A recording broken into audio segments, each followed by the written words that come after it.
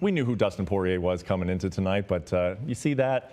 What are your thoughts after taking in his performance and then what he had to say afterwards? The expression says, a sport like this does not create character, it reveals characters. There's a lot of truth to it, guys. I mean, if you're a quitter inside, you can't hide it out there. That's what the bravery is about. The bravery is not about going out there and dealing with somebody's punches and kicks. The bravery is about letting the world see how you're going to handle those punches and kicks. And I only say that because as a fellow fighter, what tremendous honor Dustin has. He had a smashed nose. The math is completely against him. He's down 4 rounds, and some of them could have even been 10-8. He never gave up a single time. He fought off an armbar. That was his way out. He's got a smashed nose, and he's behind on the cards. You let him have the armbar, and you check.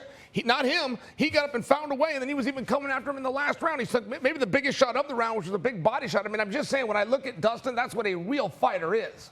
That was the second best way that story could end. Not that the story is officially ended, but in terms of what he was looking to accomplish with this fight. That was you're exactly right, Chael. I mean, that was the epitome of Dustin Poirier pouring himself out. And really, it was exactly like his career, the ups, the downs, coming back. I mean, the way that he was able to defend so many of Islam Makhachev's takedowns, there were a lot of really impressive moral victories, but we have to take a step back and really tip the cap. I mean, Islam Makhachev is that guy. He's exactly who he says he is. Yes, for sure. And I'm glad you said that because we will definitely get to Islam's performance. I mean, his team rushing him at the end, I think that just shows how much it meant to them. I think we know why Khabib Nurmagomedov was here now tonight. It's because they knew they were in for a fight. But let's stay on Dustin just for a second. And I have a 2-part question for both of you, Chael. Should Dustin Poirier retire off this? And then my next question is, will he? Okay, so when Dustin Poirier is speaking about this, and I'm not just taking the interview that we just saw at one of his worst moments, I'm coupling this in as well as private conversations I've had with him.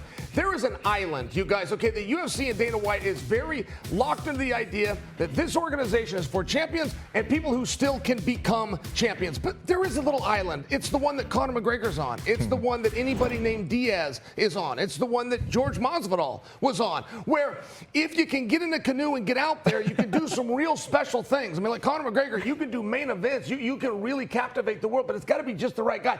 I think Dustin belongs on that island, and I have thought that for a while. Now, Dustin is going to need to do a good job of finding that opponent and convincing the world, but with that in mind, I think that opponent's out there. I think he's going to do just that. Not only do I not think he's done, I don't even think he's done with main events. I don't think he's done selling out arenas yet. Fight of the night, Dustin Poirier versus Islam Makhachev, which really doesn't surprise me, and I was even talking to these guys, and I know that I am huge on recency bias, but that might be my fight of the year so far. I think just with the storylines and everything involved, and then Dustin, like your point, he had so many times to tap out. He had so many times to look the other way. Islam was in positions that he will finish against 99% of the rest of the roster, and Dustin Poirier got out and was screaming back at him. Let's talk about Islam Makhachev here.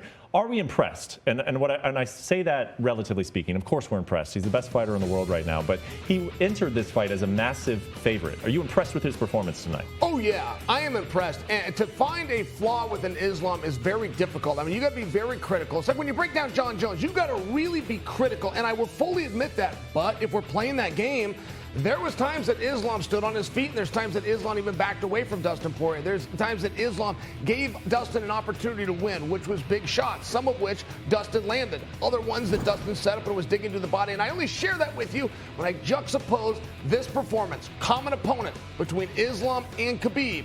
There was certain things that Islam did that Khabib did not. There were certain openings that Islam gave that Khabib did not. So I do think, as impressed as I am with Islam, I also think there's a stubbornness, and that could be a double-edged sword. And I think there was an ego.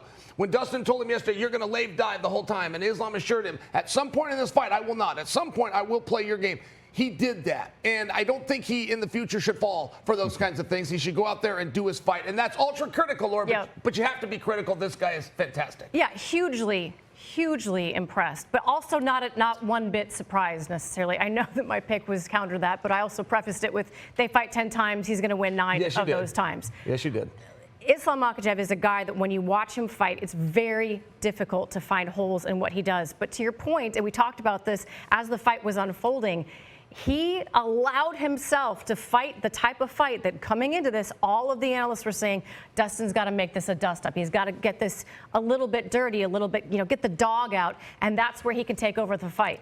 Islam met him dog for dog in those moments.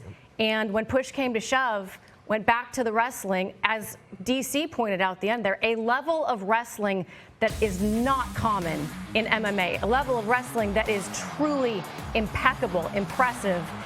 And that's how he got it done. Let me phrase it to you that way, Chael. If you're a UFC lightweight, if you're Arman Zarukian, what is your takeaway? Yeah, and you're looking at, well, you had the one great intangible, and it's really a question that I don't have the answer to. Why do these guys not get tired? Why is the conditioning of Islam and Khabib such a weapon? How have they weaponized pace to this degree? Just get up and run each morning? Because other guys will get up and run if that's the case. Do you train 6 days a week instead of 5? Okay, great. But other guys will do that if that's the case.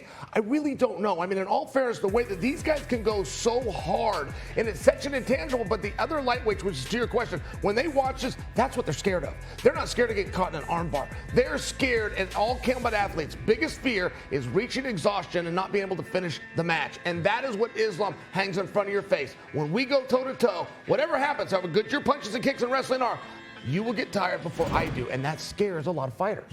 I think anytime a fight goes long, the rest of the division does enjoy that because there's more to look at, there's more footage, there's more holes to try to suss out.